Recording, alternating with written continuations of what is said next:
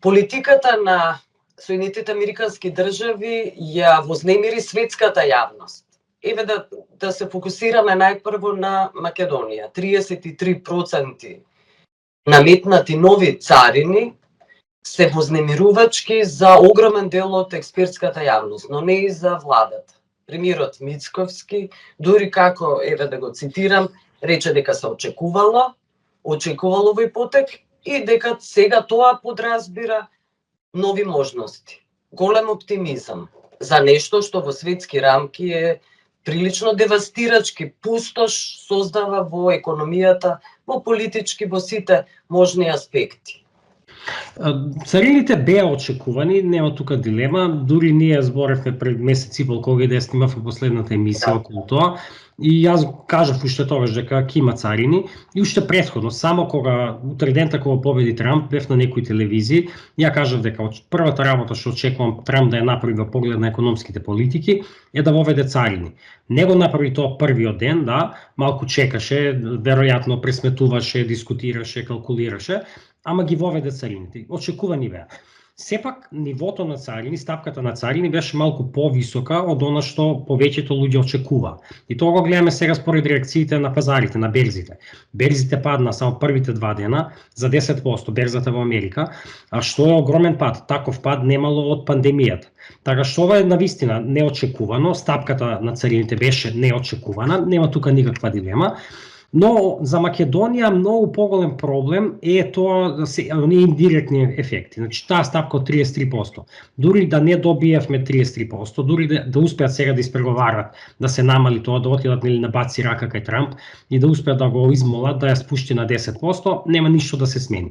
Затоа што нашиот извоз кој што завршува во Америка е 1%. 1% од вкупниот македонски извоз или околу 1%, може да е малку повеќе, ама пак не е повеќе од 2%. Само 1-2% од нашиот извоз завршува во Америка, што е мало, не е тоа многу.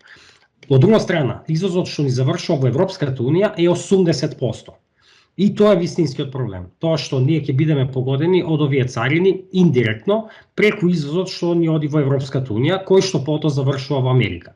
Последниве години се отворија многу странски инвестиции, пред се во автомобилскиот сектор, германски фирми, секакви фирми, тие произведуваат делови за автомобилите, кои што после германците ги финализираат и ги праќаат, ги извезуваат дел од нив, голем дел од нив во Америка, поради новите царини, то не овие сега што се вовеа до 20%, туку дури претходно се вовеа до тие од 25% на колите од Европа, поради тие нови царини, ние ќе бидеме погодени. Така што нема тука никаква дилема дека ние ќе бидеме погодени од ова, и тоа дека ова е шанса, тоа е нонсенс.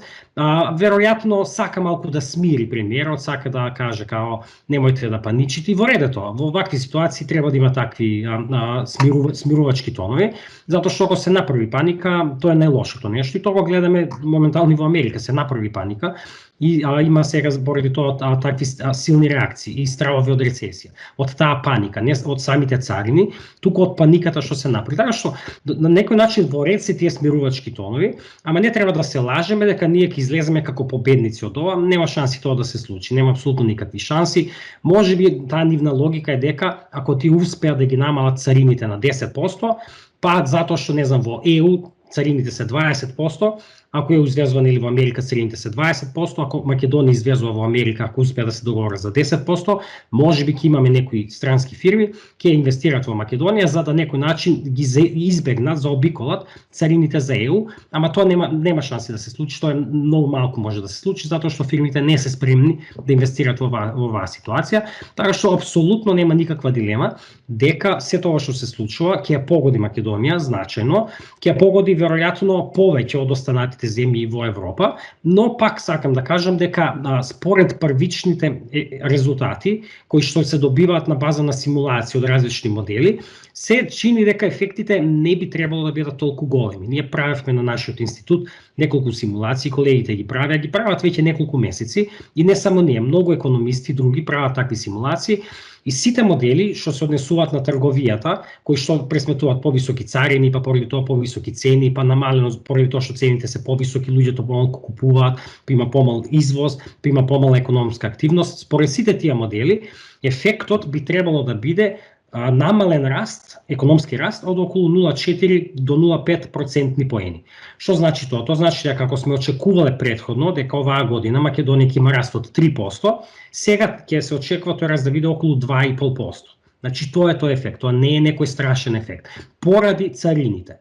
Истакнувам поради царините затоа што во моментов многу поголем проблем од самите царини е оваа паника која што се створи на берзите, затоа што само во овие 2 дена, минатата недела, ќе видиме што ќе се случи денеска. Очекувањата се дека и денеска берзата ќе продолжи да паѓа во Америка, затоа што во Азија веќе паѓаат. Значи само во овие први 2 дена, четврток и петок, пазарите во Америка, 500 најголеми фирми изгубија 10% од нивната вредност, што е еднакво на 5 трилиони долари. Значи тоа е бројка што не можеме да си ја представиме. Што значи што 5 трилиони долари? Тоа се 5000 милијарди долари. Тоа е околу 20% од БДП на Америка. Толку изгубија вредност фирмите, најголемите 500 фирми во Америка. Не зборуваме за останати, не зборуваме за сите фирми, туку само за најголемите 500 фирми во Америка, и тоа е навистина голем ефект. Чисто само една паралела.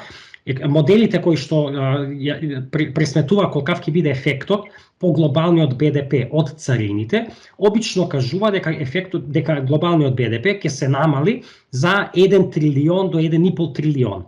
Ние ова што го видовме на берзата само за 2 дена е 3-4 пати повеќе од тоа што го кажуваа моделите за БДП поради царините. Така што сакам да кажам дека моделите кои што кажуваат БДП ќе се намали толку и толку поради царините се на некој начин погрешни во овој момент, односно не се погрешни, туку не ја опфаќаат целата слика, не ја даваат целата слика, и најголемиот ризик моментално лежи во реакцијата на берзите, затоа што ако берзите продолжат да паѓаат, тоа прави паника насекаде и тоа веќе не се контролира. Се чини дека во моментов се наоѓаме во една таква ситуација, се уште рано да се каже, треба да се види оваа недела како ќе се одвиваат работите. Меѓутоа, ако продолжат берзите да паѓаат, тогаш се чини дека ќе навистина може да дојдеме во ситуација да имаме голема економска криза, која што ќе значи голем пад на БДП во Америка прво, па потоа и глобална рецесија, и понатаму тоа ќе се одрази многу повеќе на Македонија од оние 0,5 кои што ги спомнав повеќе. Но тоа нема да биде последица на царините, тоа ќе биде последица на хаосот кој што го прават економските политики на Трамп. И она што сакам тука да го истакнам исто така, друга една многу значајна работа, минатиот пат кога зборувавме на оваа тема, јас кажав дека беше интересен феномен е тоа што сите економисти, макроекономисти, викаат дека последиците од политиките на Трамп ќе бидат лоши за економијата, а берзите, односно инвеститорите, односно богатите луѓе, гледаат позитивно на неговите политики, затоа што во тој период, како тој победи на почетокот, берзите растеа. Меѓутоа сега гледаме дека дури ни берзите, ни инвеститорите, ни богатите луѓе веќе не му веруваат на Трамп. И тоа е она што е интересно во оваа ситуација, што практично нити милиардерите кои што беа кај него на инаугурацијата, нели Илон Маск и сите останати, а Маск се уште со него, но сите оние други веќе не му веруваат на тоа што го прави. Сватија сите дека станува збор, јас го употребив овој збор и уште минатиот пат, за непресметлив човек кој што ја води најмоćната држава во светот, и таков човек може само да направи хаос, не може да направи ништо добро. Така што мислам дека сега сме во таква ситуација што кога сите сватија дека царот е гол, и прашањето само како ова ќе се одвива. Тешко да се прогнозира во овој момент. Трамп се чини дека сега игра на картата да ја убеди Американската централна банка да ги намали каматните стапки, што ќе ги смири берзите на некој начин. Меѓутоа се чини дека гувернерот на Американската централна банка во моментов не сака да го направи тоа, но треба да видиме како ќе се одвиваат работите. Некои од блиските советници на Трамп јавно кажува дека треба да паузира, да ги паузира тарифите, да каже, можеби ти си во право за долг рок, ова е добра мерка, ова треба да се направи, но застани малку, направи пауза, кажи ги одложуваме царините за месец дена, за да се смири хаосот, така што може и тоа да се случи, но во секој случај ќе биде интересно да се следи целата состојба и за жал не е позитивно. Интересно и како што кажав, се работи за цунами, но да го објасните ова, рековте дека можеби Македонија, македонската влада ќе се договори за 10% да се намали таа царина. Она што се информациите и за кои говори веќе владата е договор за слободна трговија со Соединетите Американски држави, значи воопшто да нема царини. Но тоа нема ништо многу да помогне со оглед на тоа што немаме ние големи увоз и извоз со Америка, нема да помогне ништо заради индиректните последици кои ќе ги трпиме, штетите кои ќе ги трпиме. Значи, договор за слободна теорија мислам дека е нонсенс, затоа што Америка нема договор за слободна трговија ниту со Европската унија. Преговара за таков договор, не знам, десетина години, и не успеа да се договорат. Има многу таму детали кои што треба да се договорат. Има различни регулации во Америка и различни во Европа.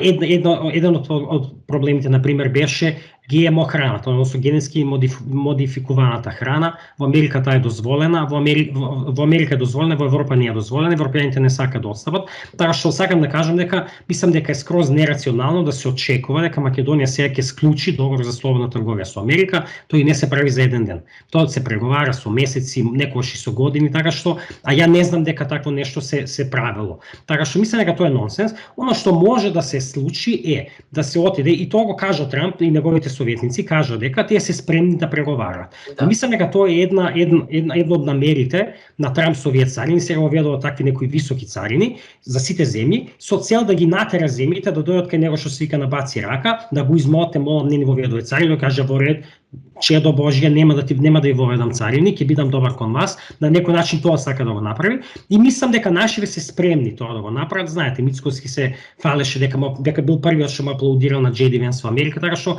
мислам дека се спремни тоа да го направат и после ќе се фалат, ќе кажат, ние сме првите во Европа што издействувавме да ни ги укинат царините, да ни ги намалат царините, ама тоа ќе биде пак на 10%. Така што мислам дека тоа она што може да се случи.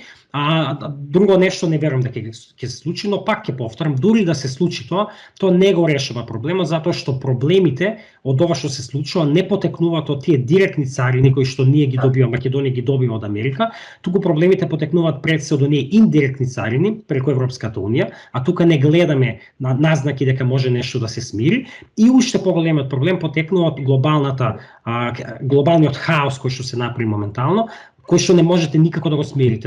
Дури нула царини да ни воведе сега Трамп, тоа нема да го спречи овој хаосот што се случува на берзите, кој што неминовно ќе погоди и Македонија. Така што на некој начин владата и нема нешто премногу што може да направи во поглед на тоа што ќе направи Трамп, што ќе направи Америка да го смири овој глобален хаос, но има алатки, има инструменти за да направи нешто на домашен терен, за да ублажи тој надворешен шок, да направи голема штета на домашен терен. Тоа може да го направи и на тоа треба да се фокусираат нашите политичари сега. Што треба да направат на домашен терен, дома, за да овој хаос, глобален хаос, не погоди многу, а не на тоа дали може тие да го спречат глобалниот хаос или да ги намалат царините на Трамп. Да, значи клучот е во македонската влада и незините потези. Што треба да се стори? Значи, две работи. Прво, што треба на краток рок, односно во наредните недела дена, што ќе има, да кажеме, ефект во наредните месеци, и второто е што ќе има ефект на среден рок, не знам, за година-две. На краток рок, значи многу ќе биде поефективно ако владата ги зголеми платите, односно ако прифати предлогот на синдикатот за 500 евра минимална плата, тоа ќе има многу поголем ефект, многу повеќе ќе го ублажи ударот од оваа криза, отколку да издействува царини 10%. Затоа што, она што треба владата сега да го намали, затоа што имаме очигледно, ќе имаме намален извоз поради сите овие глобални случувања, во таква ситуација макроекономски, што можете да направите, да ги стимулирате останатите мотори на растот. Тоа се домашната потрошувачка, тоа се инвестициите. Кога е домашната потрошувачка во прашање, најефективен начин за да се поттикне таа е преку повисоки плати. Владата има директен инструмент за да го направи тоа, само покачете минималната плата и платите во јавниот сектор. Ако го направите тоа, сите плати во државата ќе пораснат и поради тоа што луѓето ќе имат повише пари, повише ќе трошат и тоа на некој начин ќе го ублажи ударот врз економската активност. Учеството на личната потрошувачка во БДП е околу 70%, што е повеќе од учеството на извозот, така што дури да ви падне извозот, ако ви расте потрошувачката, можете да имате дури позитивен ефект. Второ што може да се направи на краток рок е да стимулира инвестиции, домашни инвестиции, и прво тука се државни инвестиции. Значи, оној план што го имат во буџетот, не знам, 800-900 милиони евра што кажа дека ќе ги инвестираат оваа година, да почнат тоа да го прават. Ги гледав податоците за државните инвестиции во првите 3 месеци. Во првите 3 месеци имаме инвестирано само 70 милиони евра вкупно државни инвестиции. Значи по 20 и нешто милиони евра месечно. Значи тоа е помалку од 1/3 од она што го ветија.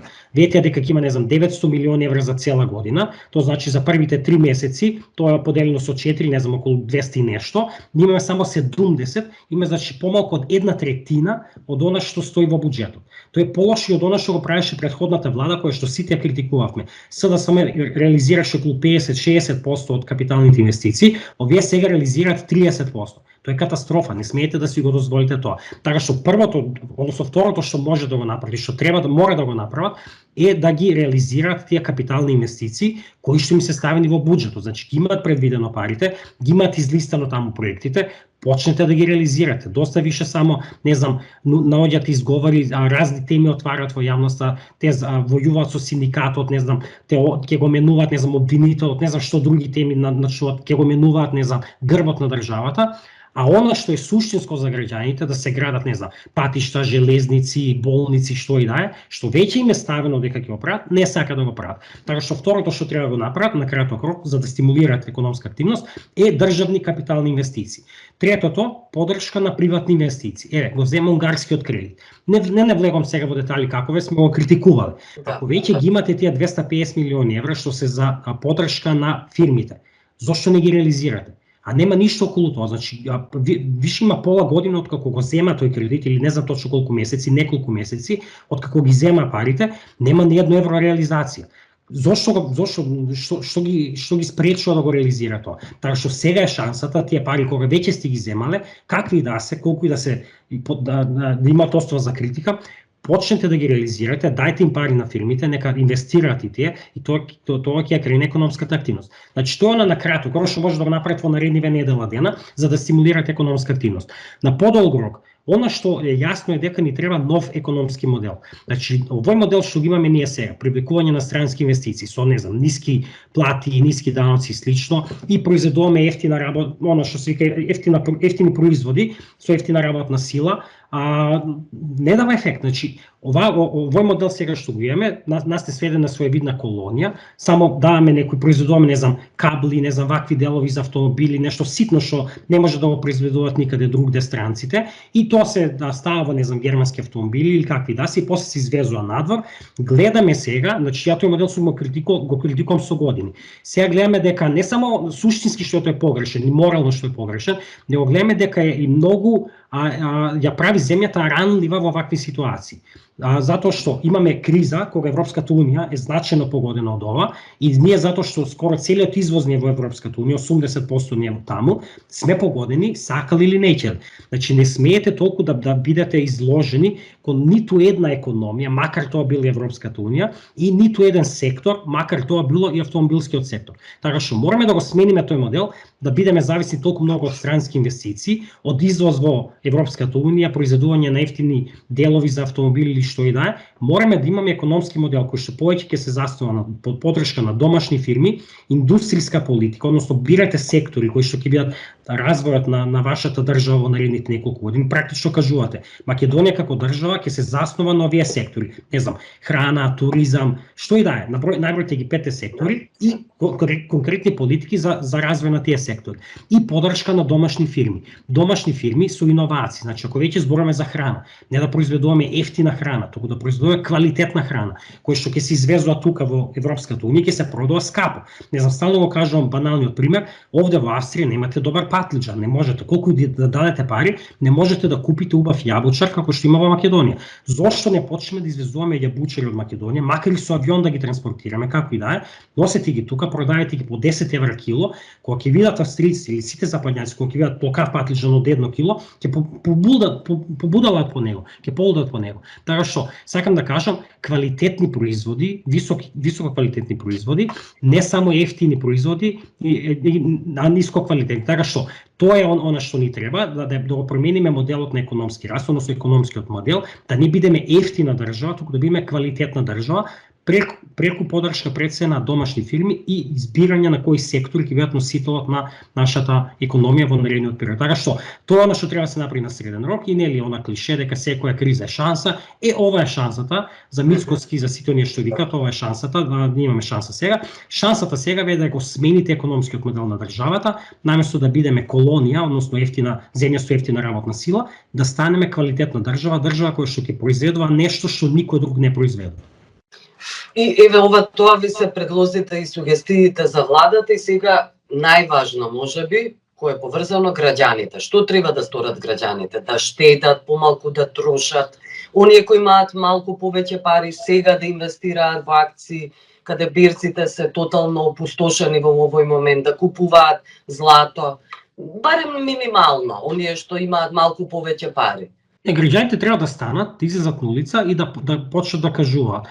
Доста ни е веќе од ваков живот, доста ни е веќе од вакво водење на држава, преку глава ние и од корупција, и не само корупција, и од тоа што државата ја води спрега на корумпирани политичари и на клептократски, да не употребам некој полош збор, бизнисмени, кои што само гледат како да се збогатат преку ноќ, само парите им се важни, ништо друго не им е важно. И граѓаните треба да станат и против тој начин на владење, кој што па на некој начин е и одрез на ној економски модел што го кажав претходно. Ние 30 години имаме економски модел кој што е базиран на тоа, имате бизнисмени кои што поставуваат политичари, кога политичарите дојдат на власт, ги гласат граѓаните нормално на хартија декларативно, ама позади нив стојат секојаш бизнисмените и кога ќе дојдат на власт политичарите, тие не работат за граѓаните, не работат за обичниот човек, за сиромашите, за работниците, за кој да е, туку работат само за оние бизнисмени кои што седат позади нив. И гледаме дека кој да дојде на власт, бизнисмените се исти. Неќем сега да именувам, ама секој нека си замисли, нека си направи слика во својата глава со кој нашиот премиер сегашен се гледа редовно секој 2-3 недели, има заеднички средби, па се поддржуваат, па ние го поддржуваме бизнисот, па бизнисот стои зад владата и слично, и дали тие истите луѓе не бе и со претходната влада. Дали не се слика и со претходната влада постојано со станоци и нека се запраша дали не беше така и со Груевски. Дали му организира доручеци на Груевски со бизнис заедницата, знаете кога имаше тогаш протести. Да. Апсолутно да. Така што граѓаните треба да излезат на улица сега она што почна да се случува во Македонија и што се случува и во Србија деноиве, тоа треба да го прават граѓаните, да излезат на улица и да не се откажуваат, да не престануваат, него стално да излегуваат, да стојат таму и да кажуваат: доста не е веќе од ваков живот. Сакаме поинаква држава, сакаме поинакви политичари, сакаме поинакви политичари кои што нема само да им служат на бизнисмените, туку ќе работат во интерес на обичниот човек и кои што наместо да наметнуваат вештачки проблеми, како менување на грб, како не знам, менување на обвинител, како не сакаме синдикалецот, не знам, гладниот синдикалец зимал плата од, не знам, 75.000 денари, а божам тие не зимаат по 3.000 евра плата политичарите што го кажуваат тоа. Значи да кажа дека нечеме политичарите да измислуваат вакви проблеми, туку сакаме да работат на државата, дека сме гладни више и сакаме да политичарите нешто да прават за тоа, да ги спречат супермаркетите да ги креват цените, а не да ги охрабруваат и поддржуваат кога го прават тоа, да не ги покачат платите на сите нас, да инвестираат во здравство, да инвестираат да прават нови болници, да прават нови школи, да прават наместо да довезуваме енергија, да направат веќе еднаш хидроцентрала државна, со државни пари, не со странци, да направат нова железница која што ќе ја поврзе за цела држава, такви некои работи. Значи тоа треба граѓаните да кажат дека доста ни е веќе и сакаме да имаме и поинаков живот, а пред се поинакви политичари. Тоа треба да прават граѓаните, а не сега тука да се задолжуваме инвестирање на берзо ово. Околу потрошувачката помалку да трошат, да почнат да штедат, иако е невозможно да се штеди. Што може да трошат повеќе? Значи во Македонија имате 40% од буџетот на граѓаните на цела држава води за храна. Што може да се штеди тука? Кој простор имате да штедите? Имате 30 и нешто % од луѓето кои што одвај крпат крај со крај. Официјален податок од Завод за статистика. Значи 30 и нешто, 1/3 од граѓаните ви викаат дека одвај парите што ги имаат, успеваат да го преживат месецот. Што може тој човек да штеди? Значи нема тука, не можеме ние да зборуваме за можности за штедење. 50% од луѓето ви викаат не можеме да идеме на одмор една недела. Какво штедење, за какво штедење можеме да зборуваме? Така што нема тука на можности многу околу тоа. Она што може да го направат граѓаните да излезат на улици да кажат сакаме повисоки плати. Тоа е начинот за да ни се обезбеди подобар живот, а не лажги. Не лажење дека синдикалците биле вакви, дека супермаркетите биле вакви. Знаеме какви се супермаркетите. Ама вие што сте на власт не сте таму за да викате такви се супермаркетите, него вие сте таму за да ги контролирате. Имате инструменти да го направите тоа, ама не сакате да го направите тоа, затоа што всушност сте заортачени со нив и вие само зборувате така, за тие уште повеќе да се богат. Така што проблемот е во тоа што граѓаните тоа треба да го барат, треба да кажат сакаме повисоки плати, тоа е единствениот начин да ни се подобри животот на сите нас и нормално сите други јавни услуги, инвестиции, свето подобрување здравство, на образование и се останато, а не некои да кажеме некои вакви ситни совети. Значи имам проблем кога проблемите се лоцираат на индивидуално ниво. Не е крив обичниот човек, за било што во државата, не е крив еден човек, еден индивидуалец. Крив е системот. Системот е таков каков што е и тој ги прави сите проблеми. И затоа не можеме да кажеме дека не знам за било кој проблем во државата, решението е секој од нас да се прилагоди, да го смени однесувањето, па проблемите ќе исчезнат волшебно. Не. Решението е тие што се на власт на највисоко ниво да пробаат да почнат да го менуваат системот, а тоа ќе почнат да го прават само ако му служат на обичниот човек, а не на бизнисмените. Така што тоа е решението, а не некои индивидуални акции. На крај сме. Благодарам, Бранимир Ивановиќ. Јас на вас.